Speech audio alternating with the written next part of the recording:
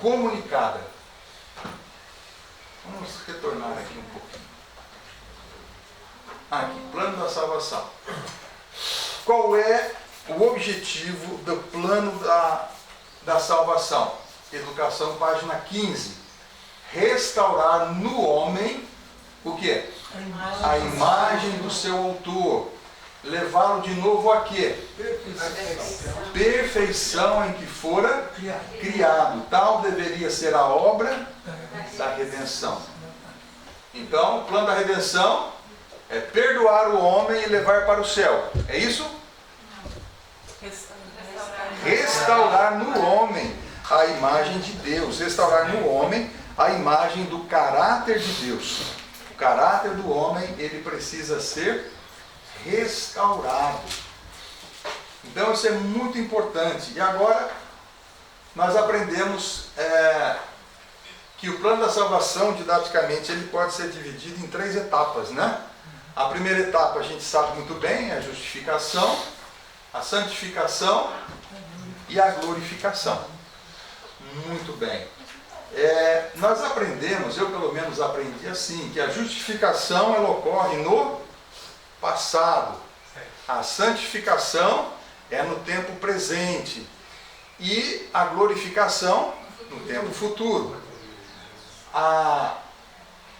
Mas será que está correta essa definição? É sempre, hein? Quanto tempo dura a santificação, a justificação? Não, quanto tempo dura, não é quanto tempo demora para a gente receber. Enquanto a gente ainda pecar, ela dura? A gente dura até Jesus voltar. Enquanto a gente pecar. Então vamos lá. Romanos, capítulo 3. Olha, esse é um tema, essa é uma pergunta bem simples, né? Uma pergunta bem simples, que a gente não pode titubear, não pode ter dúvida.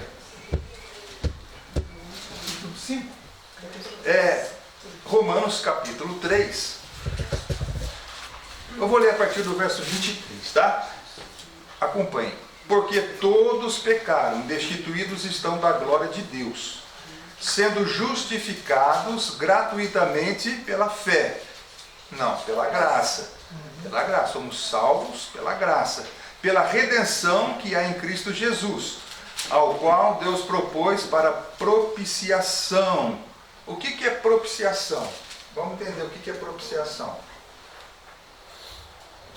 A gente escuta essa palavra, lê, fala, mas o que é propiciação? Propiciação vem da palavra propício. O que é propício? É algo favorável. É algo que está a nosso favor. É algo que não está contra nós, está a nosso favor. Então, veja só. Através da morte de Jesus, veja bem, todos pecaram e destituídos estão da glória de Deus. Estamos todos perdidos. Então, Cristo morre na cruz. Resolveu o problema da humanidade? Não. Mas tornou a nossa condição favorável. Ou seja, através da morte de Cristo, eu posso ser salvo. Sem a morte de Cristo, não haveria maneira de eu ser salvo. Propiciação significa uma coisa favorável, propícia, mas não significa que resolveu o problema. Não é porque Cristo morreu que todos vão para o céu. Entenderam o que é propício? Entenderam o que é propiciação? Né? Como é que se chama o tampo da Arca da Aliança? Propiciatório. O que é que o sumo sacerdote ele espargia? O sangue da oferta. Então o que acontece? Deus está sentado sobre o que é que tinha dentro da arca? Os testemunhos, né? As 2 tábuas da lei. E as tábuas da lei, elas eram favoráveis ou desfavoráveis a nós por causa do pecado? Desfavorável. Mas através do sangue de Cristo, que é colocado entre a lei e aquele que se assenta no trono, resolveu na situação? Não, ela tornou favorável. Então todo aquele que crê, aceitar Cristo, cumprir aquelas 5 condições que nós dissemos de manhã, serão salvos. Certo? Mas isso significa que não é porque foi justificado, foi perdoado, que está salvo. Porque sem santificação, ninguém verá Deus. Mas vamos continuar aqui. Aqui nós paramos aqui, verso 25. Ao qual Deus propôs para propiciação pela fé no seu sangue, para demonstrar a sua justiça. Demonstrar o quê? A sua graça, o seu amor por cada um de nós. Foi por amor de nós que Jesus derramou o seu sangue. Então Deus, ele demonstra o seu amor por nós entregando o seu próprio Filho. E aqui diz mais: pela remissão dos pecados, o quê? Anteriormente cometidos. Perdão é para pecados futuros? Passadas. O perdão é só para pecados antes cometidos. Não tem como eu pedir perdão para Deus por pecados que eu vou fazer. Porque eu tenho que deixar o pecado. Então veja bem, o que é justificação? Justificação é perdão. Quanto tempo dura a justificação? Até transgredirmos novamente a lei. Eu fui perdoado de todos os pecados passados, foi recebido por Cristo, Deus colocou sobre mim as vestes de justiça de Cristo. Porém, no momento em que eu cometer o primeiro pecado, a justificação não está mais sobre mim. Sim ou não? Sim. Precisa de novo. O que é que João diz? Filhinhos, estas coisas vos escrevo para que não pequeis. Mas se alguém pecar, se você perder a justificação, temos um advogado junto ao Pai, Jesus Cristo, o justo. Ele é o que? A propiciação pelos nossos pecados. Ou seja, só perdão não resolve o problema. A justificação é a porta, mas eu tenho que atravessar o caminho. Arrependimento, abandono de pecados é uma porta estreita, não é fácil renunciar ao pecado. Mas não basta renunciar ao pecado. Existe agora o quê? Um caminho. Quanto tempo você demora para atravessar uma porta? E um caminho? A porta representa o quê? A justificação. E o caminho estreito? A santificação. A santificação. Entenderam? Muito bem. Então, a justificação, para quem está se santificando, ela ocorreu no passado, mas esse passado pode ter sido agora há pouco. Não é quando eu me converti. Entenderam? Então, se eu pequei agora, não estou justificado mais, mas tenho um advogado junto ao Pai. Me arrependo, procuro reparar o dano que eu causei e tomo a decisão de, com a ajuda de Deus, não fazer de novo. E aí eu sou justificado novamente e agora eu estou no caminho da santificação de novo. Enquanto eu estiver com o pecado acariciado, planejado, não abandonado, nem a justificação está sobre mim. Portanto, a justificação, ela é algo que para nós ela ocorre diariamente. A não ser que tenha alguém aqui que já esteja num patamar de santificação bem alta, né? Mas a todo momento a gente escorrega, né? Às vezes até na negligência, não é? Na prevaricação. O que é prevaricação? É falta ao dever, é quando a gente não cumpre o dever. Aquele que tem nas suas mãos praticar o bem e não faz, chama-se pecado de prevaricação. Você não cumpre. Então, a justificação, ela é algo diário, é dinâmico. Justificação e santificação. Inclusive, isso aí está no Nisto Cremos também, em 2 lugares diferentes, diz que a justificação é diária. Então, a gente precisa fazer essa correção, que eu aprendi assim também há muito tempo. Desculpe, mas outra vez, se essa palavra em inglês, justification, se você fala despacio, devagar, é just if I, que está em português, como se eu nunca peca. Então, é bem fácil para nós em inglês quebrar essa palavra e entender como justificação é como se eu nunca peca. E é isso que nós vamos ler agora. É o próximo slide aqui. Ah, desculpe. Não, mas é bom porque o irmão está na mesma linha de raciocínio. Isso é muito bom. Reforçando. Né? Tá com o assunto na ponta da língua. E ajudou aqui. Então vamos lá. O que a irmã White fala? Como somos justificados? Sendo, pois, justificados pela fé, não por obras, pela fé, temos paz com Deus por nosso Senhor Jesus Cristo. Isso é unicamente pela fé. Deus não espera que a gente demonstre ter mudado de atitude para depois perdoar. Arrependimento, confissão, confiando nos méritos de Jesus, no sacrifício de Jesus, assumindo o compromisso de que, com a ajuda de Cristo, eu não quero mais voltar a praticar aquele pecado. Então, somos justificados, somos perdoados, temos paz com Deus por nosso Senhor Jesus Cristo. Agora a parte mais importante aqui. Mensagens Escolhidas, volume 1, diz assim: a única maneira em que o homem pode alcançar a justiça é pela fé, não por obras. Pela fé pode ele apresentar a Deus o quê? Os méritos. É a única coisa que a gente pode apresentar. E o Senhor lança a obediência de seu Filho a crédito do pecador. Nós já vimos isso aqui de manhã. Sim. Como é que ele lança a obediência de Jesus ao nosso crédito? Ele coloca Ele risca o nome de Ele Jesus, coloca o nosso. a justiça de Cristo, a vida perfeita de Cristo. Ele risca o nome de Jesus daquela lista de todas as obras que Jesus realizou aqui e ele escreve o nosso nome. E agora, quando ele olha para nós, ele nos trata como se nós tivéssemos vivido a vida que Jesus viveu. Isso é estar vestido da justiça de Cristo. Isso é receber a obediência de seu Filho, porque a justiça é o quê? Conformidade com a lei, obediência. A crédito do pecador. Agora, quando vocês forem ler Espírito e Profecia, vocês vão começar a enxergar mais do que vocês já enxergaram até hoje. A justiça de Cristo, ou seja, a vida de perfeita obediência de Jesus, é aceita no lugar do fracasso do homem. Fracasso do homem em quê? Em guardar a lei. E Deus recebe, perdoa, justifica a alma, a pessoa arrependida e crente. Agora é a parte importante.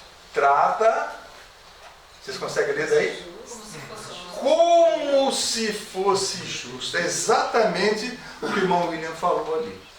Né? Justification em inglês, se for separar em sílabas, né? Significa Como se eu nunca... como se eu nunca tivesse pecado. Mas pecou. Deus nos trata como se nunca tivéssemos pecado, porque os nossos pecados foram colocados sobre Cristo, mas nós pecamos.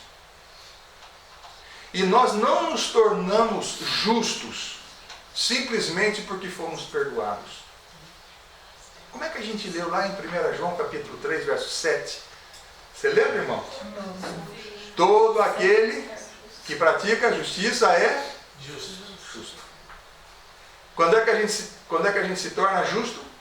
Quando a gente é perdoado? Não. Quando a gente passa a praticar a justiça. Amor abnegado.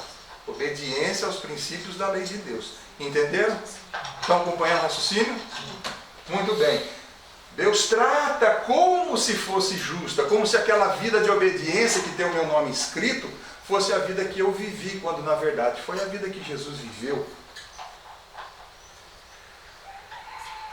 E ama tal qual ama seu Filho. Assim é que a fé é imputada como justiça, e a alma perdoada avança de graça em graça, de uma luz para uma luz maior. Vai crescendo em graça, vai crescendo em justiça, vai crescendo em amor. O seu caráter, ele vai sendo transformado. Tudo aquilo que mancha o caráter, que destrói os atributos de Deus, né? Aquilo que recebemos em Adão, mas que agora, por causa da nossa natureza, da nossa vida de pecado, não refletimos mais o caráter de Deus. Tá certo? Mas quando somos justificados, inicia-se imediatamente o quê? A santificação. E o que é a santificação? Tornar-se puro, tornar-se irrepreensível, sem mancha, sem mácula. Isso é um processo. Por isso é que se chama justiça comunicada. Quem é o sol da justiça, a fonte de justiça? Quem é? Jesus, o Pai, o Espírito Santo. Eles, assim como eles têm vida em si mesmos, a justiça é um atributo do caráter de Deus. Isso faz parte do seu atributo. É algo que Deus é, não é algo que Deus tem. E agora, a gente precisa da justiça de Deus. A gente precisa desse traço de caráter, ou desses traços de caráter, que vão nos tornar semelhantes a Deus. Então, quando tivermos esses traços de caráter, à medida que a gente vai crescendo mais e mais a semelhança de Cristo, nós somos chamados de justos. Não sou eu que estou dizendo, é a Bíblia. Então, a parte que eu queria destacar aqui é exatamente essa.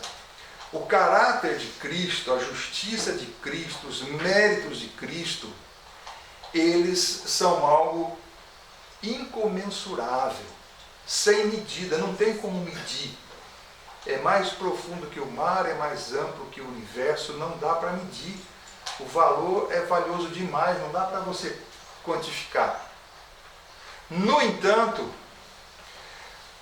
veja bem, sem a justiça de Cristo, ninguém será salvo. Mas nós precisamos da justiça de Cristo. Veja só, ainda que hoje eu conseguisse viver uma vida de santificação, de obediência perfeita à lei de Deus, eu poderia ser levado para o céu sem a justiça de Cristo? Não, porque eu pequei. Existe condenação sobre os pecados que eu cometi. E a justiça que eu pratico, ela é incapaz de cobrir esses pecados. Unicamente aquele que viveu sem pecado e morreu morte substituinte, morreu no meu lugar, no seu lugar, é que pode cobrir o passado de pecado. Então é algo valiosíssimo a justiça de Cristo, mas ela é limitada no seguinte sentido: eu posso ter a justiça de Cristo, posso crer em Cristo, mas não vivo uma vida santificada. Você salvo?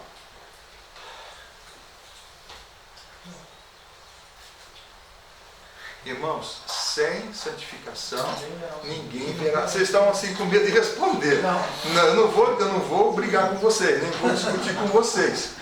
Né? Mas assim, eu faço essas perguntas para vocês avaliarem, né, o conceito que vocês têm, e aí vocês externarem, ou pelo menos quando vocês ouvirem a contrapartida, vocês vão poder até me contestar. Falar, não, por causa disso, não concordo com você. Mas é importante a gente entender que a graça, o plano da salvação, não podemos esquecer de Hebreus 12:14. Sem santificação, ninguém verá a Deus. O caráter de quem vai ser julgado no juízo? Cada um dará conta de si. Veja bem, ninguém vai ser salvo pela obediência que manifestou durante a vida.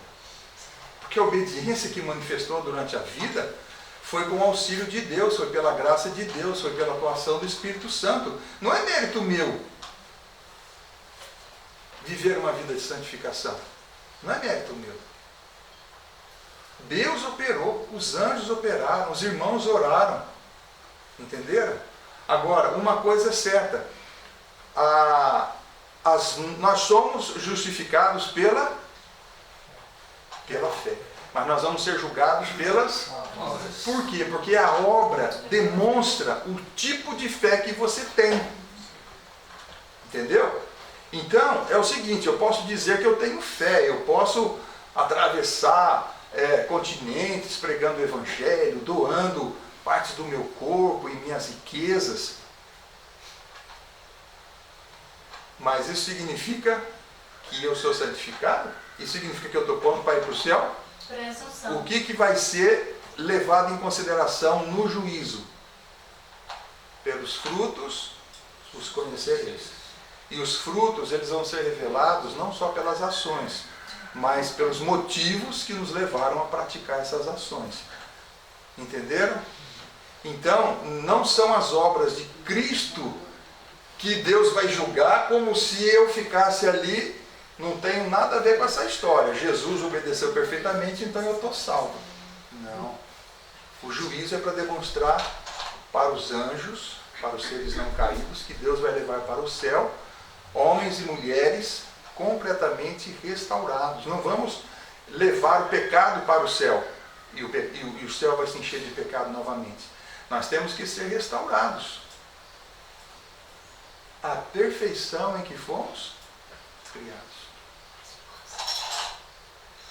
Só que Deus não leva em conta o tempo e cada um vai ser julgado segundo a luz que recebeu.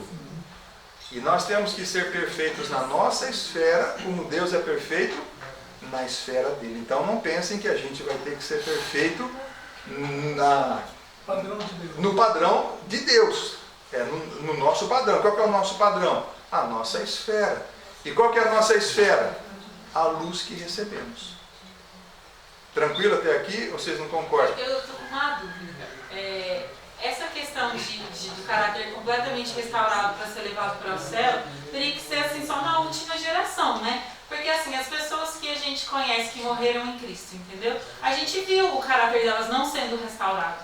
A gente presenciou, correto? Não sei se vocês têm esse exemplo, mas eu tenho. Na minha família, pessoas que morreram em Cristo, com a esperança em Cristo Jesus, e que não tiveram seu caráter restaurado. Então, elas não vão ser levadas para o céu? Eu acredito que sim. Assim, a minha pergunta é, essa questão de nós termos um caráter realmente completamente restaurado para irmos para o céu, não seria algo referente a um último momento? Não, veja bem, a irmã White apresentou aqui o plano da salvação. Eu li aqui, não li? Então, realmente, o que a gente está dizendo é que as pessoas que a gente conhece, que a gente não viu o caráter delas sendo restaurado... Esse aí. Esse aqui. Ó, veja bem, não sei o que estou falando. Não, agora, sim. o problema é a questão do conceito de perfeição. A irmã White diz que nós temos que ser perfeitos na nossa esfera, como Deus é perfeito na dele. Não, mas A Bíblia diz que independente Deus não leva em conta o tempo da de ignorância. ignorância. Veja bem, eu não quero ofender ninguém aqui. Eu vou usar um exemplo feminino aqui, posso? Não. Esse é o exemplo que eu vou dar. As mulheres, quando estão naquele período, elas falam, reagem, de maneira que elas se arrependem depois, mas devido a problemas patológicos, fisiológicos, não sei como que eu chamo, hormonais, né? Então, vocês acham que Deus, ele não é sábio o suficiente para poder separar uma ocasião de outra ocasião? Você entendeu? Só Deus conhece o coração. Irmão, nós vamos ter muitas surpresas quando chegarmos ao céu, né? Nós vamos encontrar pessoas lá que a gente imaginava que não estariam lá. E nós não vamos encontrar pessoas que a gente tinha certeza que estariam lá. Então, essa questão do juízo é um caso de Deus. Quem sou eu para julgar o comportamento, a conduta e dizer, olha, essa pessoa aqui, ela não se salvou, se salvou. Eu não entro nesse mérito. Eu entro no que cabe a mim, na minha salvação. E a gente está tentando discutir para ver se a gente chega num consenso aqui. Mas a irmã entendeu que essa perfeição, ela não é absoluta, mas é relativa. É que eu não estou nem pensando na palavra perfeição. Eu estou falando assim, a essa restauração à imagem do seu autor, entendeu? Assim, a gente conheceu essas pessoas, a gente viu que foi um processo muito... Assim, a gente percebeu que essas pessoas entregaram a vida delas a Jesus, mas que o caráter delas era um tanto quanto parecido, né, com o início. Elas ainda estavam muito no começo daquele processo. Então eu não vejo a restauração da imagem de Deus nessas pessoas, entende? Então, mas eu também, ao mesmo tempo, eu não consigo acreditar que elas não iriam para o céu por causa disso, porque era algo muito embrionário, entende? Ainda estava no processo, não sei. Não sei se faz sentido o que eu estou dizendo, se isso ressoa para vocês ou não, entendeu? Posso ajudar? Pode. Então é o seguinte, o que acontece? A restauração é um processo. Tá? E aí você colocou, tem uma escatologia que aponta, tá, a chuva serôdia é a chuva que cai Exato. para o amadurecimento. Exato. O que ela está dizendo é o seguinte, que essas pessoas que viveram não dentro desse contexto escatológico. Tá? Exato. Tá, vamos lá. Na medida que nós vamos contemplando a Cristo, a palavra de Deus, nós vamos vendo defeitos de caráter em nós. E esses defeitos, se eles são revelados, aí veja bem, então são coisas, aí entra a questão que Deus não leva tempo de ignorância, mas na medida que esses defeitos vão aparecer na vida, aí é o seguinte, eles são vencidos ou não. Se eles são vencidos, naquilo que foi revelado, já não existe mais, vamos dizer assim, questões para ser resolvidas porque foram vencidos pela graça de Cristo. Então a graça de Cristo vai trabalhando para sendo restaurado, à medida que eles vão sendo revelados. Nessa nova criação que é feita dentro da justificação pela fé, o que acontece? Nós vamos vendo coisas, e ele colocou hoje de uma maneira aqui, sabe, a lei de Deus, uma amplitude que antes nós não enxergávamos. Nós enxergávamos a lei de Deus assim, ó, restrita, agora vai tornando ampla. Ó, eu tenho que vencer isso aqui, eu tenho que abandonar isso aqui, que é o processo de justificação. Então esses que não alcançaram a chuva serôdia, ou o tempo da chuva serôdia, mas naquilo que eles alcançaram, e Ellen White tem um texto que ele diz o seguinte, seremos pesados e achados em falta naquilo que são pecados acariciados. Ok, tá. E também existe o ponto de vivermos a luz que conhecemos. Então, se a pessoa está iniciando a caminhada dela, ela tem que pelo menos viver o que ela já conheceu. Deus não pode. É o que Deus Não é? revelou, né? Porque Deus- existem coisas que as pessoas não enxergam como defeito de caráter. Ela, por exemplo, o domingo, Guilherme Miller não guardou o domingo. Ele, embora tive... Não guardou o sábado. desculpa, não guardou o sábado. Né? E mesmo assim a coroa da vida está reservada para ele. Ele não guardou o sábado, então ele não vai para o céu. A gente não pode julgar. O que eu posso, assim, exemplificar para vocês, não sei se é um bom exemplo, mas o que acontece é o seguinte, a vida cristã ou é uma subida ou é uma descida. Ninguém anda em linha reta. Ou você está se santificando ou você está se afundando cada vez mais no pecado. Então, o que acontece? Uma pessoa que ela se converte e ela começa a subir na escala da santificação, aos poucos, uma coisa de cada vez. Mas dia a dia ela está vencendo um defeito, outro defeito, outro defeito, e aí a vida dela é interrompida. Se a vida não fosse interrompida, qual que é a tendência? De continuar se santificando. Ela não alcançou o ápice, né? Teria que ter uma vida eterna, talvez, não sei, mas ela está subindo.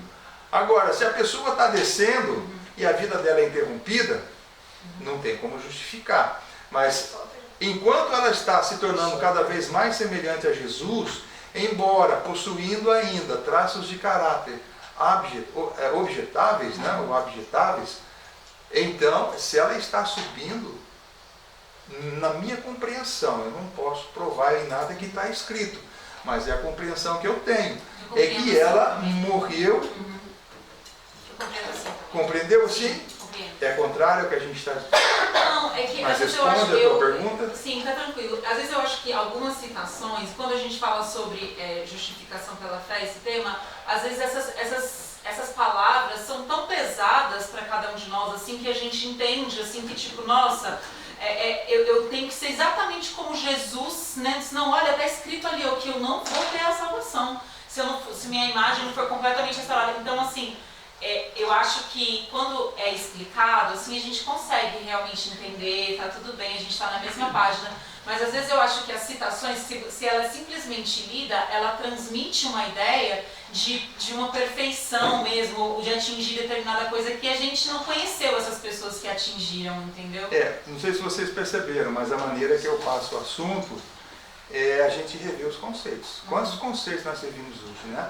Então, propiciação, tudo que aparece diferente a gente pergunta para ver se entendeu, e foi bom você ter interpelado aqui, né, para falar a respeito. Não era sobre a perfeição, mas a gente acabou falando da perfeição, tá certo?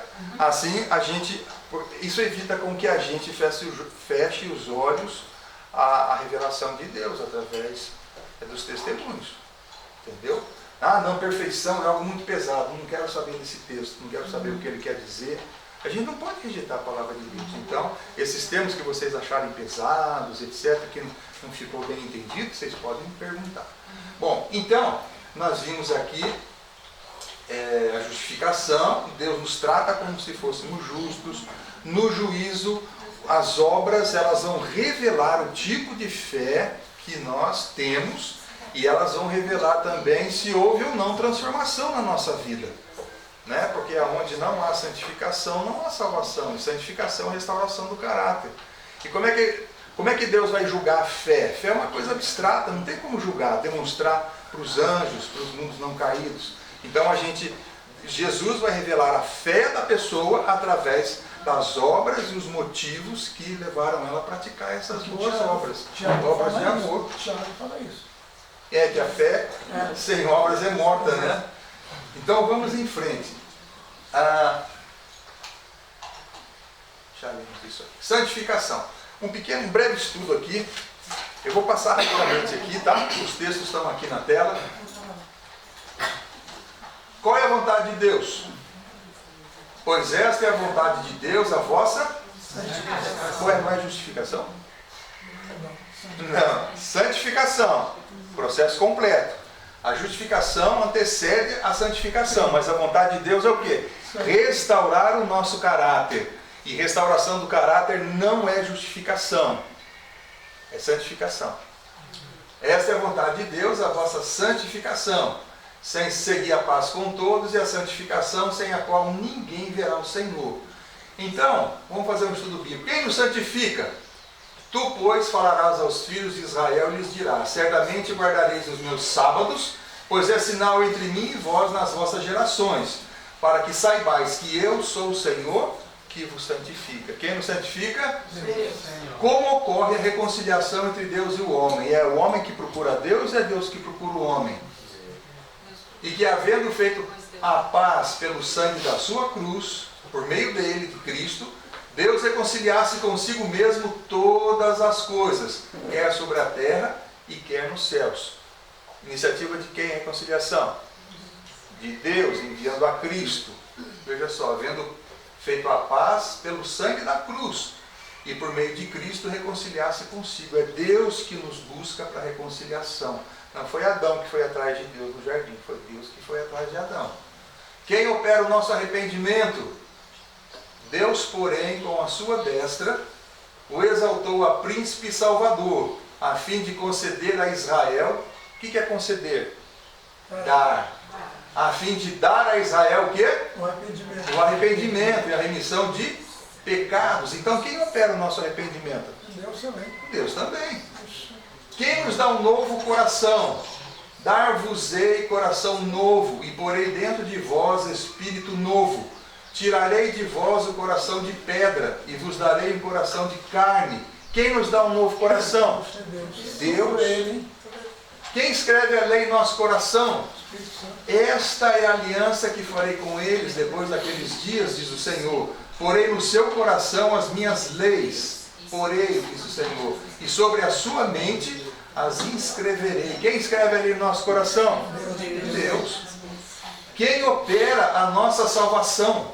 Israel, porém, será salvo pelo Senhor, com salvação eterna. Não sereis envergonhados, nem confundidos em toda a eternidade. Vamos lá, revisão, hein? Então, quem é que opera aqui a nossa Santificação de Deus A mesmo. última pergunta aqui. Quem opera a nossa salvação? Ninguém pode salvar-se a si mesmo, né? Deus que opera. Então vamos lá. Quem nos santifica? Deus. Como ocorre a reconciliação? Quem busca quem para a reconciliação? Deus. Quem opera o nosso arrependimento? Deus. Quem nos dá um novo coração? Deus. Quem escreve ali no nosso coração? Deus. Quem opera a nossa salvação? Deus. Puxa vida, tudo é Deus. Que maravilha, né? Deus é maravilhoso. Deus é maravilhoso. Então o que sobra para nós? O que sobrou para nós aqui? Só a fé? Só aceitar? É isso que muitos creem. Eu preciso aceitar, crer no Senhor Jesus e será salvo, tu e tua casa. Eu só preciso aceitar tudo isso aqui como dom de Deus. Será que é? Vamos fazer o estudo de novo. Outras passagens agora, tá? Quem nos santifica? Portanto, santificai-vos e sede santos, pois eu sou o Senhor vosso Deus. Quem nos santifica? De acordo com esse verso aqui, quem tem que santificar? Nós temos que nos santificar. Deus está ordenando que a gente se santifique. Aqui não está falando que Deus está fazendo alguma coisa. Sejam santos. Como ocorre a reconciliação entre Deus e o homem? Ora, é Deus que busca a reconciliação. De sorte que somos embaixadores em nome de Cristo, como se Deus exortasse por nosso intermédio. Em nome de Jesus Cristo, pois, rogamos o quê? Que vos reconcilieis com Deus. Reconciliação não depende só de Deus. Quem opera o nosso arrependimento? Arrependei-vos, pois, e convertei-vos, para serem cancelados os vossos pecados. O arrependimento depende só de Deus? O que nós temos que fazer? Arrepender-nos. Quem nos dá um novo coração? Deus. Mas vamos ver aqui Ezequiel 18:31. Lançai de vós todas as vossas transgressões com que transgredistes. Criai em vós coração novo e espírito novo. De acordo com esse verso, quem tem que criar coração novo e espírito novo? Nós. Tudo diferente, é a mesma pergunta, né? A mesma Bíblia. Quem escreve a lei em nosso coração? Filho meu, guarda as minhas palavras e conserva dentro de ti os meus mandamentos. Guarda os meus mandamentos e vive. E a minha lei, como a menina dos teus olhos, ata-os aos dedos, escreve-os. Por quê? Meus mandamentos na tábua do teu coração. Quem escreve a lei em nosso coração de acordo com esse verso? Nós. Quem opera a nossa salvação? Ah, não, isso aqui não tem como a Bíblia dizer que somos nós. Tem? Hã? Tem? Não, mas não é Jesus que é o nosso Salvador? Quem opera a nossa salvação? De sorte que, meus amados, assim como sempre obedecestes, não só na minha presença, mas muito mais agora na minha ausência, disse Paulo, assim também o quê? Operar a salvação de quem? A vossa salvação com temor e com tremor. De acordo com esse verso, quem é que tem que operar a nossa salvação? Não, mas aí Deus já deu a salvação, Ele está mandando aprimorar, porque Ele já nos deu a vossa salvação. Ué, mas não era só Deus que operava a salvação? Agora nós temos que operar a nossa salvação? Não, está escrito ali. Operai a vossa salvação com temor e com tremor. Sim. Aqui está escrito, operai a vossa salvação. Mas se a salvação foi toda operada por Deus, eu vou operar o quê? Tem alguma coisa errada nessa teologia. Temer a Deus. Continuar firmado, né? É o temor de fazer as coisas da nossa própria maneira, mas a maneira de Cristo, né? Ele que faz em nós essas obras. Irmãos, vamos devagar. Vamos encaixar as coisas. Vamos encaixar as coisas, não rejeitar, não separar. Ah, eu prefiro esse verso, esse daqui quer dizer outra coisa. Não, aqui está dizendo que nós temos que operar a nossa própria salvação. Ela Não está dizendo diferente. gosta usa a palavra cooperação. Ó, o irmão, ele furtou a minha palestra. Ele estudou em casa. Ele está sabendo de tudo. Então vamos lá. Vamos voltar. Quem nos santifica? Deus nos santifica, mas nós temos que nos santificar. Como ocorre a reconciliação entre Deus e o homem? Deus nos busca para a reconciliação, mas nós temos que corresponder, reconciliar com Ele. Quem opera o nosso arrependimento? Deus opera, mas eu tenho que fazer o quê? Me arrepender. Observem que toda iniciativa é de Deus. Em nenhum desses passos o ser humano toma a dianteira. Tudo é resposta ao convite de Deus. Deus, Ele nos convida. E nós temos que fazer o quê? Só consentir? Não, consentir e agir favoravelmente nisso daí. Deus opera o meu arrependimento. O Espírito Santo toca em meu coração e revela o preço do meu pecado, que foi o sangue de Cristo. Ele procura me levar ao arrependimento, mas o que eu tenho que fazer? Eu tenho que me humilhar, eu tenho que reconhecer, Eu não posso justificar, Senhor, eu fiz isso, mas Ele fez primeiro. Eu não posso justificar. Então, em cada passo que Deus age, o homem reage. Quem nos dá um novo coração? Deus nos dá um novo, Deus nos oferece um novo coração. É sempre um oferecimento. Deus, Ele não força nada para as suas criaturas. Ele nos convida a nos santificarmos. Ele nos convida a nos reconciliarmos com Ele. Ele nos convida a nos arrependermos. Ele nos convida, nos oferece um novo coração. Mas nós temos participação em todas essas etapas. Não é só consentir. Essa é uma palavra muito comum no vocabulário adventista moderno. Não, você tem que permitir. Você tem que consentir. Você só tem que dar autorização para Deus. Aí Deus faz o resto. Não, gente. Vamos ler mais um pouquinho. Aí vocês vão entender por que eu estou dizendo isso. Quem escreve a lei no nosso coração? Deus. Mas nós também temos que fazer o quê? Reescrever. Escrever a lei no nosso coração. Deus, Ele quer escrever a lei de amor dele no nosso coração. Mas nós temos que agir de maneira proativa. Favorável. E quem opera a nossa salvação? Deus opera. Mas nós precisamos operar a nossa própria salvação. Significa que nós temos que colaborar com Deus. Deus envia o Espírito Santo. Deus, Ele se achega a nós através de pregações, na internet, nos púlpitos, na escola sabatina, nos pequenos grupos, nas classes de estudo, na literatura. Deus, Ele está tentando, Ele está trabalhando para operar a nossa salvação. Mas Ele vai conseguir sem a minha participação? Não. É isso que é importante a gente entender. Tem a ver com o livre-arbítrio? Tudo a ver com o livre-arbítrio. Tudo a ver com o livre-arbítrio. Como se chama esse processo que Deus usa? Como se chama? Cooperação. Cooperação. Como se chama esse processo? Esse verso não está falando especificamente disso, tá? Eu estou usando aqui como um recurso Didático. homilético, né? De pregação.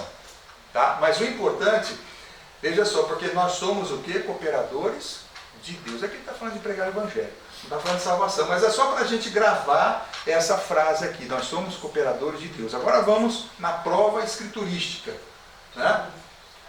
A obra de ganhar a salvação é de coparticipação e cooperação. O que significa co? Co significa junto. Junto.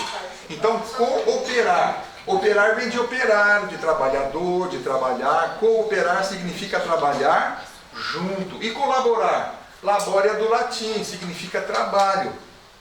Colaborar significa trabalhar junto.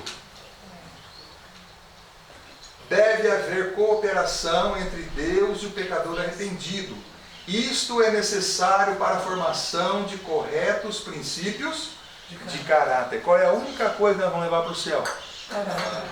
E que tipo de caráter? Restaurado. Restaurado.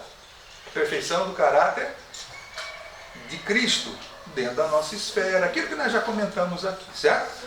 Então, não estou falando aqui de santidade no padrão, no nível de Deus, né? Mas o crescimento.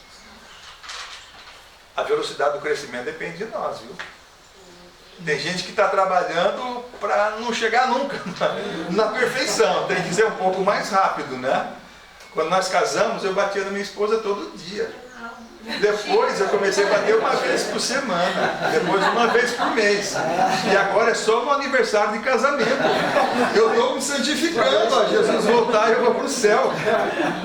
Vocês perceberam que a velocidade com que a gente deixa o pecado influencia na nossa santificação? A gente não pode se acomodar nessa história de estar subindo, né? A gente tem que procurar fazer o melhor por Deus. Deve o homem fazer veementes esforços para vencer o que o impede de alcançar o quê? A perfeição. O alvo, irmãos. Não é menos do que a perfeição. Esse é o alvo. É alvo de Deus para nós. Hã? É alvo de Deus para nós. É o alvo de Deus para nós, olha, alcançar a perfeição. Agora, o que acontece? Cada um é um. É ou não é?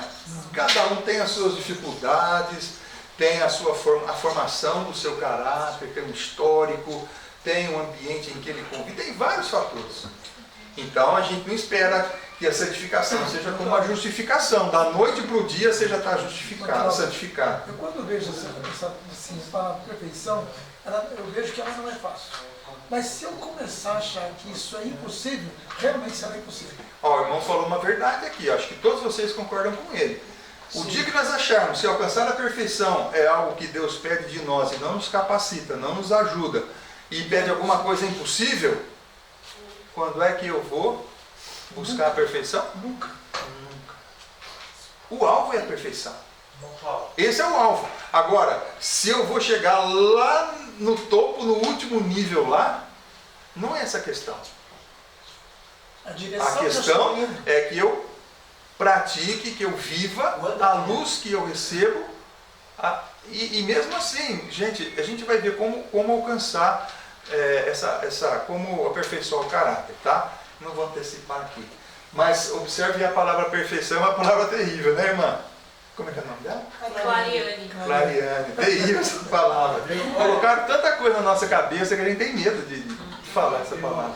Eu estou aqui lembrando de uma época da igreja que muitos eram combatidos pela própria igreja com essa palavra perfeccionismo. Atualmente está no auge. Não era Então, existe uma coisa que é perfeição cristã, isso é perfeição cristã. Isso. E existe o perfeccionismo, Que é outra coisa. que é outra coisa. Existe eu não sei como chama em psicologia, se chama perfeccionismo compulsivo obsessivo. Isso é uma doença. Né? Perfeccionismo compulsivo obsessivo. Então isso é algo que precisa ser tratado, isso é algo que precisa ser cuidado. Mas ninguém prega sobre isso aqui em lugar nenhum, eu não conheço. O que nós estamos falando aqui é de perfeição cristã. Nós já estamos comentando aqui. Mas infelizmente esses rótulos, eles destroem a reputação das pessoas. Sim. E eles não têm argumento. Quando não se tem argumento, você destrói a reputação. Então, bem-aventurados os perseguidos por causa Na justiça. se Cristo sofreu perseguição, quem somos nós? Né? Mas é importante que a gente não deixe de crescer no conhecimento e na prática da verdade. Tá certo? Ninguém aqui fica preocupado, é Deus que está cuidando de nós. Mas vamos lá. O homem precisa de um poder fora e acima de si. Acima, Deus, para restaurá-lo à semelhança de Deus. Mas o precisar dele do auxílio divino não quer dizer que seja desnecessária a atividade humana. O Senhor não pretende que o poder humano seja paralisado, mas cooperando com Deus, o poder do homem pode ser eficaz para o bem. O homem tem poder? O homem tem poder? Sim, o poder do livre-arbítrio. Irmãos, nós somos mais que superpoderosos. Vocês têm o poder da visão. Vocês têm o poder da audição. Vocês têm o poder da locomoção. Vocês têm o poder da influência. Vocês têm o poder da razão. Vocês têm o poder do juízo, do raciocínio, da decisão. Nós temos aqui, olha, os instrumentos mais perfeitos. Nenhum ser humano é capaz de projetar um instrumento como as mãos, que pode pegar coisas pesadas, duras, quentes, frias, geladas, a gente pode sentir a textura, a gente pode sentir a temperatura, pode tocar um instrumento, pode escrever, pode fazer, plantar. Irmãos, nós somos super poderosos. E o maior de todos os poderes que Deus nos deu é o livre-arbítrio, é a liberdade de escolha. Eu vou ler um texto daqui a pouquinho para vocês, e aí a gente vai entender que o poder, o homem ele tem poder, mas é insuficiente. Sem mim nada podeis fazer, mas tudo posso. E esse tudo posso é o quê? Em primeiro lugar, É ganhar dinheiro, passar na faculdade, tudo posso, meus irmãos. É na obra de salvação, da sua própria salvação. Tudo posso naquele que me fortalece. Irmão Paulo, tem um verso aqui que vocês estão conversando aí, eu estou com esse verso aqui já há um tempinho. Tá bom, ler. pode Que ler. eu acho muito relevante para o momento, sabe? Aham. O apóstolo Paulo em Filipenses 3, do verso 12 ao verso 16. Eu não vou ler todos, mas eu vou ler a partir do verso 13 aqui. Ele diz assim, ó, irmãos, quanto a mim, não julgo havê-lo alcançado. Ele está falando ali que ele foi conquistado pela eficiência de Cristo. Aí ele fala, mas uma coisa faço, esquecendo-me das coisas que para trás ficam, avançando para as que diante de mim estão. Prossigo para o alvo, para o prêmio que o Senhor mencionou, o alvo aí, né? O prêmio da soberana vocação de Deus em Cristo Jesus. Todos, pois que somos perfeitos, ele fala, né? A perfeição da sua esfera. Relativa, da sua esfera. Exatamente. Aí ele fala assim, ó. Tenhamos este sentimento, e se porventura pensais de outro modo, também isto Deus vos esclarecerá. Agora o verso que eu acho bem interessante, baseado naquilo que a Clariane tinha perguntado naquela hora, todavia andemos de acordo com aquilo que já alcançamos. Então Paulo mostra que a perfeição está em você andar de acordo com aquilo que você já alcançou dentro do teu conhecimento, na tua esfera. E sempre na mesma direção. Não voltar. De alcançar o Prossiga no caminho que você já está. É nesse sentido aí. E aí fala, qual que é o alvo aí? A soberana? Vocação de Deus. O que é vocação? Perfeição de caráter. Não, o que é vocação? A palavra vocação. Dom. Não, vocação é chamado. O vocativo na língua portuguesa é quando você está... É um trecho que você está chamando a fulano. É porque Isso é um vocativo. E nós somos chamados para quê? Para sermos semelhantes a Cristo. Porque o verso 12 ele diz assim, ó, não que eu tenha já recebido ou tenha já obtido a perfeição. Do que? Aí ele fala de caráter. Exatamente, aí ele fala mais prossigo para aquilo que foi conquistado. Mas a resposta minha foi isso, a vocação é perfeição de caráter, eu tinha falado. Não, desculpa, eu disse não Sim, para uma outra. Ah, entendi. É que alguém ali, vocação também é um talento, uma inclinação, mas no texto não é isso. Vocação ali é chamar. Tudo bem, desculpa, eu não quis assim ser grosso, né? Eu disse, não dá certo. Não, não está de acordo com o texto, não é que não está certo. A palavra permite sim esse significado, desculpa. Porque eu, Senhor teu Deus, te tomo pela tua mão direita e te digo, não temas que eu te ajude. Ajudar é fazer no lugar? Não, é cooperar. Ajudar é fazer junto. Então a teologia moderna, o que ela faz? Ela separa a parte do homem e coloca no colo de Deus. Você tem que permitir que Ele te salve.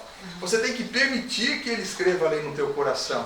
Você tem que permitir que Ele faça com que você se arrependa. Gente, não é permitir. Permitir é só você dizer sim ou não, autorizar ou não autorizar. Né?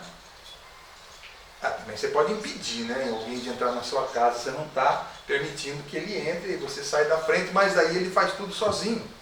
Irmãos, o trabalho de salvação é de coparticipação e cooperação. Deus não faz pelo homem aquilo que o homem pode e deve fazer. E nós vimos aqui a confirmação disso, escriturística, né? Veja bem, mas, vamos ver o verso anterior. Não. Mas, para alcançar êxito, o homem depende inteiramente de Deus. Por si mesmos, os esforços humanos, eles são nulidade? O que é que diz aqui? Não são suficientes. Ou seja, o homem tem poder, mas não é o suficiente. Outro texto, outro livro. Sem a ajuda do poder divino, ele nada vale. O quê? O poder, o esforço humano. Deus age e o homem também. A resistência à tentação deve partir de quem? Do homem. Do homem.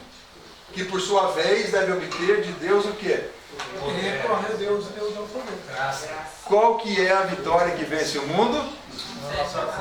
A nossa fé. E a fé vem pelo ouvir. E ouvir a palavra de Deus. Vocês entendem como é que nós recebemos poder de Deus? Veja bem, para vencer a tentação, eu preciso de fé. A fé é um dom de Deus. A sementinha é dom de Deus. Nós temos que desenvolver a fé através da prática. Quando a tentação vem e nós corremos um risco de perdermos o emprego, um risco, sei lá, né, de ser assaltado, se eu for convocado por Deus para ir pregar numa favela, né, onde reina o tráfico. Então, o que acontece? Cada vez que você obedece e Deus revela o seu cuidado, o seu amor, a sua providência, você sai dali com a fé fortalecida. A fé se fortalece pela obediência. Quando obedecemos o chamado de Deus e somos fiéis, Ele vai revelando o poder que Ele tem de nos dar a vitória. Então, é importante que esse poder de Deus aqui, muitas pessoas acham que é uma varinha mágica, é algo sobrenatural, né? Eu estou sendo tentado ali em alguma coisa, eu faço uma oração, pum, Deus bate a varinha e aquela tentação desaparece e nunca mais aparece na minha vida. Eu conheço pessoas que disseram assim: enquanto eu tentei parar de fumar, fiz curso como deixar de fumar, não consegui parar. Aí eu parei de me esforçar, não tentei mais parar de fumar, continuei fumando. Mas todo dia eu pedia para Deus para tirar de mim o desejo de fumar. E hoje eu não fumo mais. Deus atendeu a minha oração. Amém. Bem, irmãos, não dá para fazer uma coisa dessa. É um período de abstinência. Deus não tira. Para começar, que Deus não tira. Porque quando você se afasta de Deus, você é como um cão que volta para o próprio vômito. Então, se Deus tivesse tirado, nunca mais você sentiria atração por aquele pecado, por aquela tentação. Mas se afaste de Deus para ver se não você volta pior. Bebe mais, é mais promíscuo e etc. Então, Deus não tira nada, primeira coisa. E a segunda coisa é que a resistência à tentação deve partir do homem. Deus não promete tirar a tentação. Deus, Ele promete nos fortalecer quando formos tentados. E como é que Deus nos fortalece? Através da voz do Espírito Santo na nossa consciência. Ele fala conosco. Você já chegou tão longe, você deixou o pecado, você vai voltar nisso, você já sabe a consequência. O poder de Deus é a voz do Espírito Santo. Ouvireis por detrás. Irmã, já vou te dar a palavra, viu? A irmã atrás ali, já vou te dar a palavra, só um minutinho. Ouvireis por detrás de ti uma voz dizendo: este é o caminho, andai por ele, sem vos desviar nem para a direita e nem. De quem que é essa voz? Do Espírito Santo. Esse é o poder de Deus. É assim que o Espírito Santo trabalha conosco. Ele vos guiará em toda a verdade. Ele me glorificará. O trabalho do Espírito Santo é nos guiar. E um guia, ele não amarra uma corda no pescoço daquele que está sendo guiado e sai arrastando pela... Vocês já fizeram algum... Trilha? É assim que o guia guia vocês? Ele vai falando, é por aqui, é por ali. E se você não quiser acompanhar o grupo? Sai da trilha. Vai se perder no mato. O Espírito Santo é assim, gente. Ele respeita o livre-arbítrio. Ele não nos força a nada. Deixa eu ver se aposto uma passagem aqui.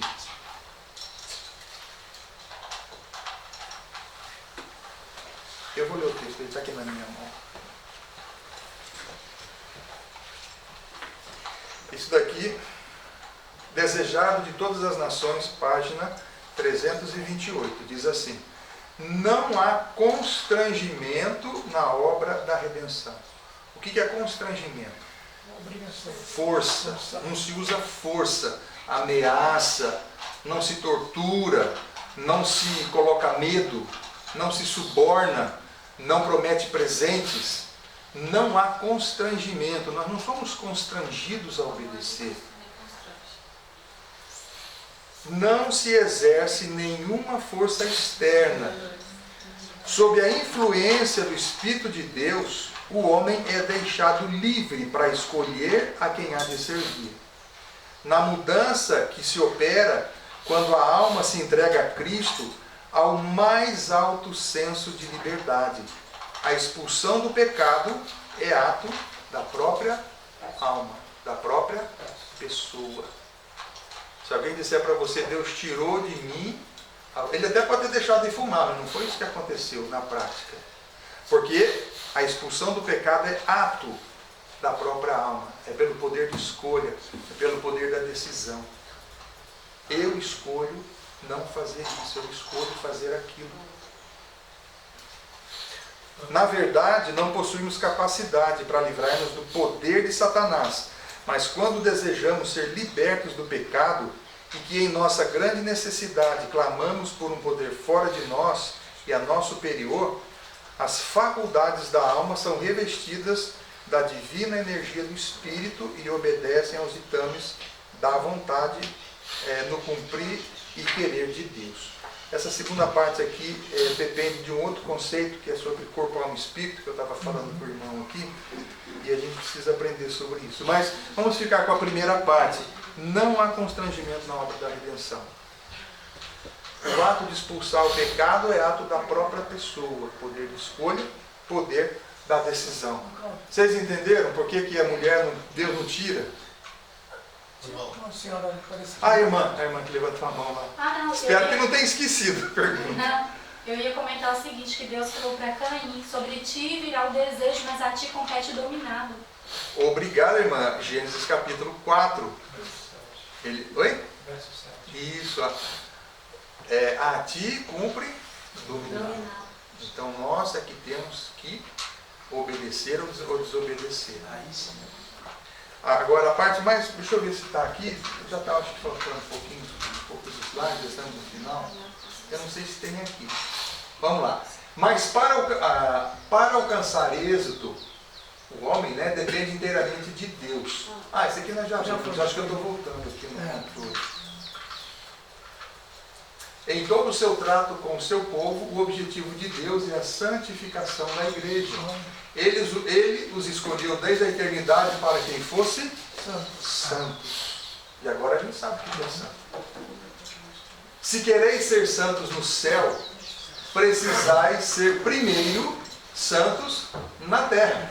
Os traços de caráter que acalentais na vida não serão modificados pela morte ou pela ressurreição. Saireis da sepultura com a mesma disposição que manifestastes em vosso lar e na sociedade. Jesus não altera o caráter na sua vinda. A obra de transformação tem de ser efetuada? Só justificação salva? Não. Quais são os meios empregados por Deus para a nossa santificação? Esse é o agente da santificação, o Espírito Santo. É Ele que nos convence do pecado, da justiça, do juízo, etc. Irmão Cláudio, eu converso com o Roberto, você colocou primeiro aí o Espírito Santo, tem um verso aqui de Paulo em Gálatas, ele deixa claro, ele fala, digo porém, andai no Espírito, e jamais satisfareis a concupiscência da carne, porque a carne milita contra o Espírito contra a carne, porque são opostos entre si para que não façais, uma decisão nossa, né? Baseada na influência do Espírito, para que não façais o que porventura seja do nosso querer, do vosso querer. Com o mesmo texto de Gênesis 4, quando é falado de Caim, o seu desejo é contra ti, cumpre a ti dominar, ou seja, a responsabilidade nossa, não toda de Deus. E andar no Espírito significa o quê? Em conformidade, obediência à voz dele. Você tinha levantado a mão, né, irmão? Sim, é que eu ia comentar sobre o texto que Paulo, na primeira carta aos Coríntios, ele diz, né, e todo homem que luta pelo domínio é moderado em todas as coisas. Ora, eles fazem por uma coroa corruptível, nós, porém, pela incorruptível, né? Então a gente entende que a nossa obra é se entregar sem reservas. Sem reservas é o que? Segundo aquele texto que o senhor apresentou ali anteriormente. Não ter nenhum pecado acariciado. E a gente entende isso conforme o conhecimento.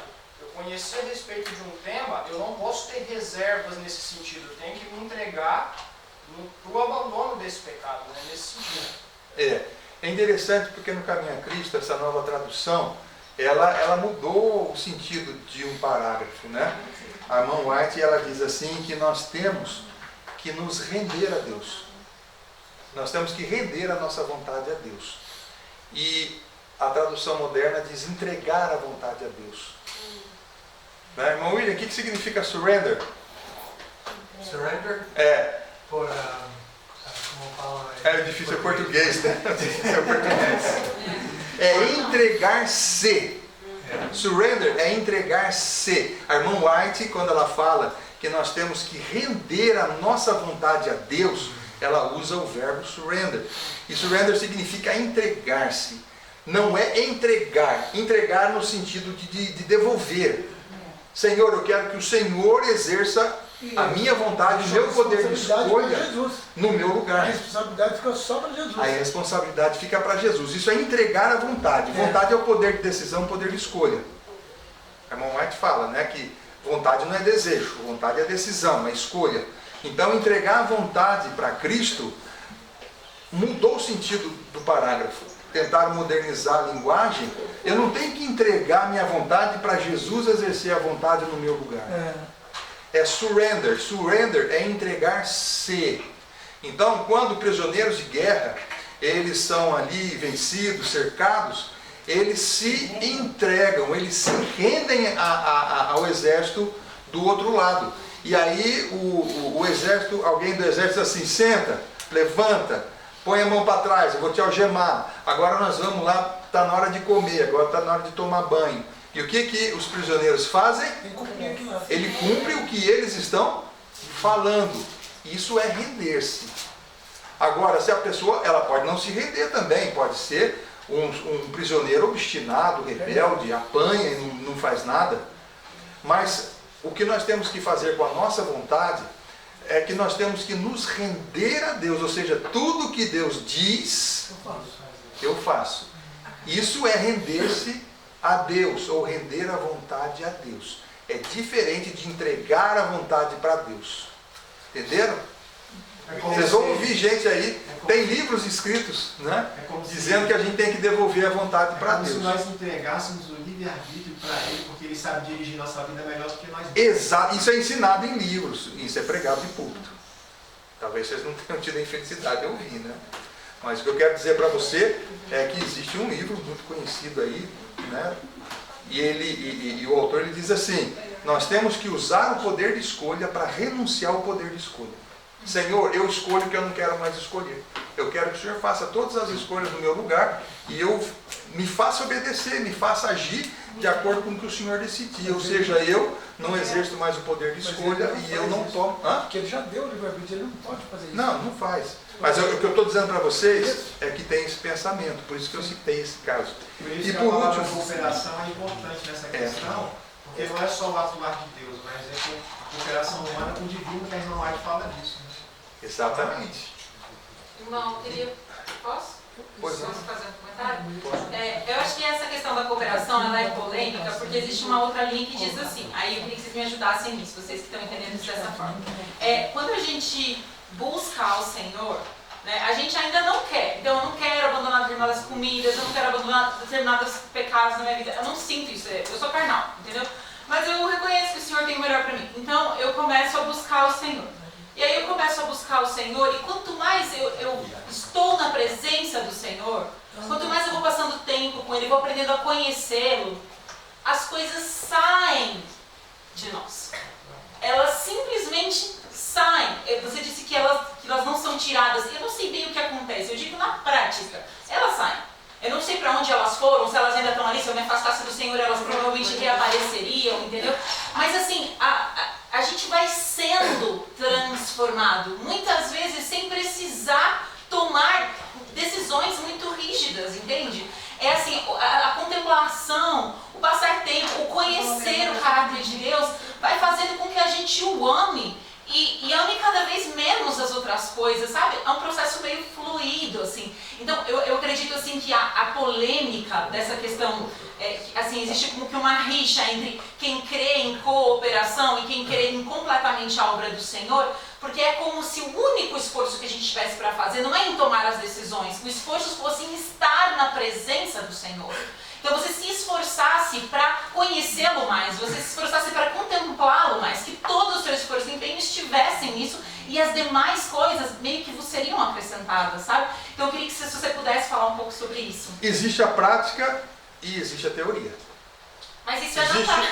Não, o que eu quero dizer é o seguinte, sobre o tema da salvação, existe aquilo que a gente aprende pelo que está escrito. E existe aquilo que a gente deduz pelo que acontece com a gente.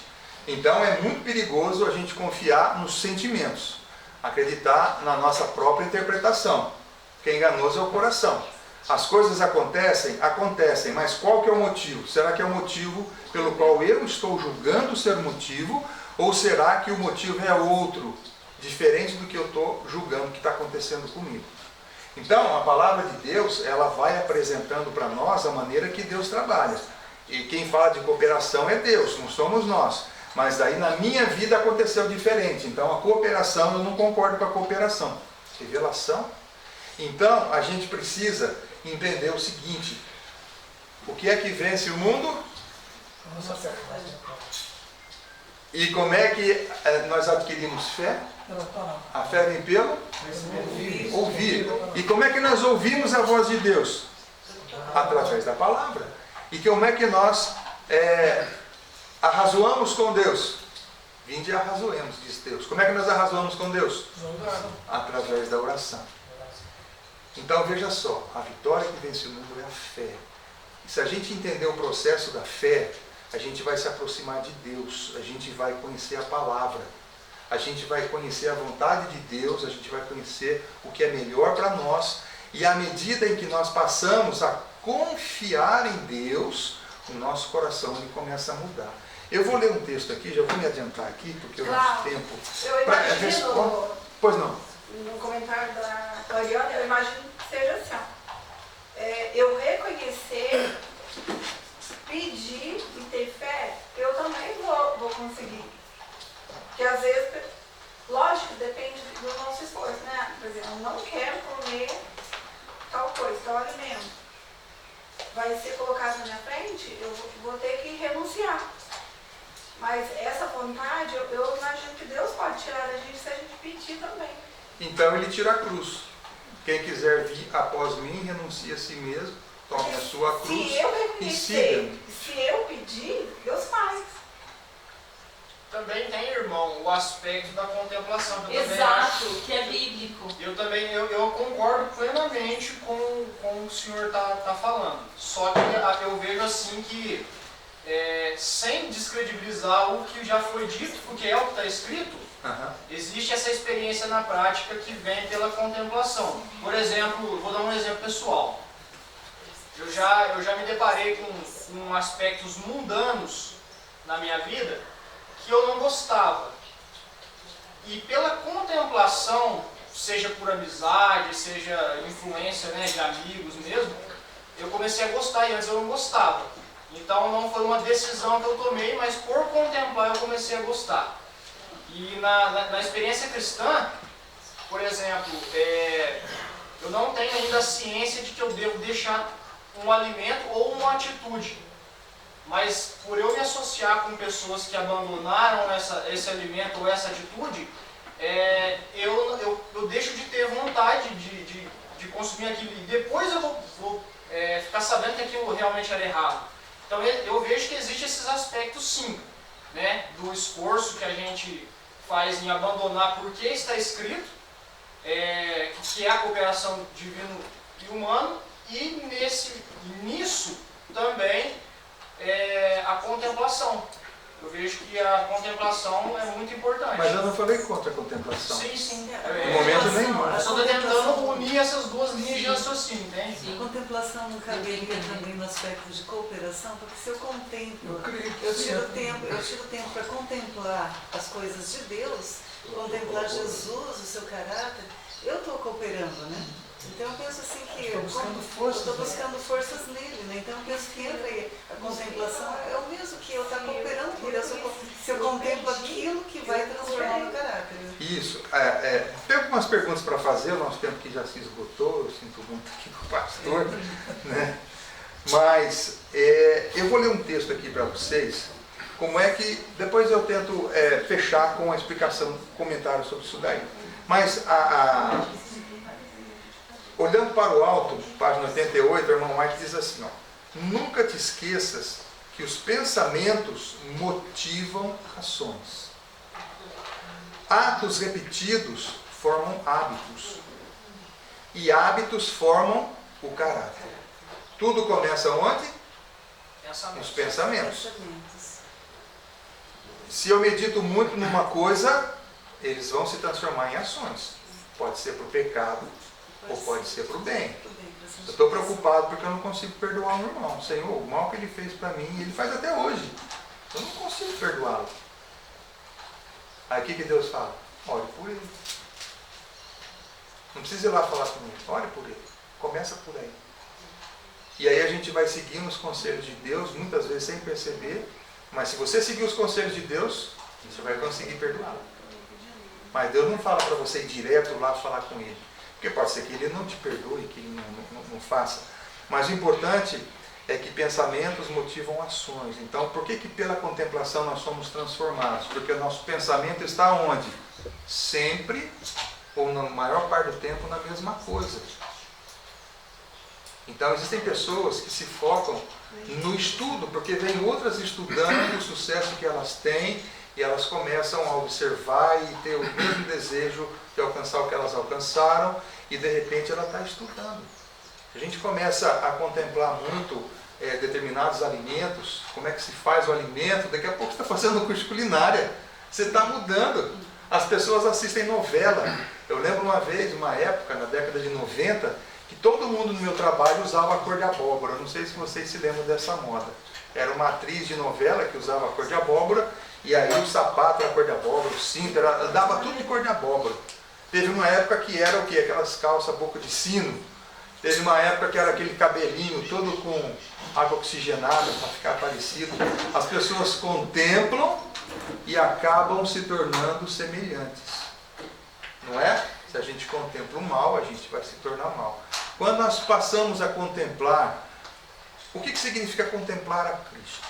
Colocar um quadro de Cristo e ficar olhando para Ele? É a vida dele. Contemplar a Cristo significa que nós temos que conhecer a vida de Jesus através da Bíblia, desejado em todas as nações, todos os escritos de Ellen White, e lá você vai ver como é que Cristo considera cada questão, como é que ele agiu em cada situação, como é que ele perdoava, recebia pecadores, como é que ele tratava os fariseus, tratava as mulheres da sua época, como é que ele era com relação ao apetite, 40 dias sem comer, e você vai olhando para Jesus e você começa a enxergar beleza no caráter de Jesus. Amém. E você começa a pensar assim, eu quero ser igual a Jesus. Então, isso é contemplar. Porque tem muita gente que fala que pela contemplação nós temos transformados, mas contempla Cristo como? Se não lê, se não ora, se não estuda a vida dele, né? De vez em quando lê alguma coisinha. Não, contemplar é você observar o caráter, a vida, as decisões e tudo mais. Então nós estamos sendo transformados dia a dia, imperceptivelmente, pelo hábito que nós temos de meditar naquilo lá, né? Quantas vezes nós deveríamos meditar nas coisas de Deus? De manhã, de tarde ao meio-dia, orarei. Daniel foi lançado na Cova dos Leões porque ele orava quantas vezes por dia? Onde é que Pedro estava quando ele recebeu a visão do lençol? Meio-dia, onde é que ele estava? Orando. 3 vezes eles oravam, eles tinham uma comunhão dessa com Deus. E eles foram vitoriosos. A nossa vitória depende de seguir o exemplo deles. Hábitos maus se formam mais facilmente que bons hábitos. E hábitos maus são abandonados com mais dificuldade. Se os pensamentos forem maus, os sentimentos serão maus. Se os pensamentos e sentimentos combinados formam o caráter moral. Assim, isso está em refletindo a Cristo. Agora, palavras de Jesus. Assim, as ações repetidas formam hábitos, e os hábitos formam o caráter. E pelo caráter é decidido o nosso destino para este tempo e para a eternidade. Então, como é que se forma o caráter? Repetição de ações. Transformar, pensar nas coisas do alto, realizar ações de acordo com aquilo que Deus revela, e na repetição criam-se hábitos. Esses hábitos formam o caráter. Como é que o homem se santifica? Ouvindo e obedecendo. E obedecendo. E obedecendo. É assim que o caráter é santificado. Assim que o caráter é preparado para as mansões celestiais. Então vocês percebem o quanto a salvação depende de nós, depende das nossas escolhas, depende dos nossos pensamentos, do tempo, como nós utilizamos o tempo. Eu estou pressionado pelo tempo aqui, eu preciso terminar. Posso terminar? Eu vou estar aqui a noite toda, vou estar aqui, então se vocês quiserem podem me procurar, a gente conversa mais com calma, para eu entender o pensamento direitinho, como que é que às vezes a pessoa faz uma pergunta, mas eu respondo, mas não é a resposta que ela precisa, né? Tá bom? Então, eu gostaria... Pelo que eu entendi, foi falado aqui, pelo que o senhor falou, pela contemplação há a cooperação.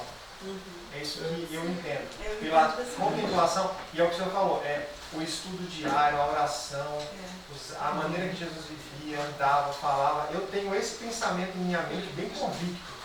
Então, por contemplar Cristo, eu estou terminando de ler o Desejado, que é o Libertador ali, e estudando a lição. Então, assim, cada dia que eu estou estudando, eu saio de cada estudo me sentindo muito indigno, muito pequeno. E eu vejo o amor que Jesus tem por mim, é muito profundo. E não dá, às vezes eu tento explicar para algumas pessoas com as minhas palavras, mas eu não consigo, eu tenho que pegar muito texto bíblico, porque a compreensão que Deus vai dando a cada um é um processo que vai acontecendo diariamente. Não é algo que acontece do dia para a noite, esse processo de santificação. E aí, a partir tem que se tornar hábito. Isso, a partir desse momento de entrega diária a Deus, de estar com Ele, aí eu entro com a cooperação humana, por meio do poder divino que está me mostrando que o estar fazendo a vontade dele é melhor do que buscar os meus próprios caminhos. Irmão, a cooperação começa quando Deus te convida para levantar mais cedo e orar, e você levanta. Exatamente. Deus te convida para abrir a palavra e você abre. Isso. A contemplação é quando eu estou lá. A cooperação começa, não existe nada que você faça de bom, de bem, sem Deus agir primeiro, sem Deus convidar primeiro. A cooperação está em todos os aspectos da nossa vida, né? Menos aonde? Menos aonde? Onde que não tem cooperação? É unicamente de Deus. A justiça de Cristo. Existe alguma boa obra que eu faça para aumentar pontinhos lá no céu? Não. Pelo que Cristo fez? Não. Irmãos, nós só iremos para o céu por causa única e exclusivamente, pela razão, pelo motivo, a mola propulsora é Cristo. É o sacrifício de Cristo, é a vida de Cristo, a obediência de Cristo, a graça de Cristo. Eu sou salvo por causa de Cristo. Por causa de Cristo. Não há nada que eu possa fazer para merecer a salvação, ou para melhorar a minha situação diante de Deus, ou para... não tem nada que eu possa fazer no tocante à justificação. Justificação não tem cooperação. Né? Cooperação seria Deus oferece o arrependimento e eu aceito. Mas aí o arrependimento não é uma coisa que eu vou realizar, mas é uma coisa que eu vou reconhecer. E que eu não vou me opor, não vou ser orgulhoso, queixo duro, dura serviço. Né? Então, nas condições, eu tenho que participar.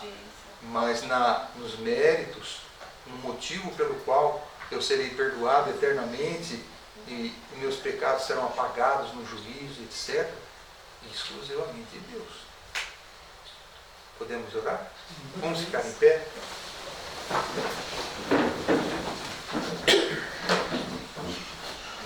Senhor nosso Deus e Pai, te agradecemos porque entramos num assunto que porque a igreja não cuida desse assunto profundamente. Existem várias teorias diferentes no nosso meio e tem diferentes ideias, mas a tua palavra e os testemunhos também, eles nos dão a correta compreensão desses assuntos. Amém. Sabemos, Senhor Deus, que muitas coisas não se encaixam, mas não é porque a verdade é confusa, mas é porque aquilo que entendemos a respeito da verdade é que não foi devidamente compreendido. Pedimos humildade, te pedimos, Senhor Deus, auxílio para que possamos conversar, trocar ideias, estar abertos à mudança de conceitos e princípios. Todos nós, que possamos todos nós aprendermos uns com os outros, Amém. possamos estar unidos na fé, no amor e no serviço. Amém. Que Cristo seja o primeiro e o mais importante na nossa vida. Amém. O primeiro no tempo, o primeiro em importância, o primeiro no nosso coração. Amém. Pedimos que continues conosco na palestra que se segue. Em nome de Jesus. Amém. Amém.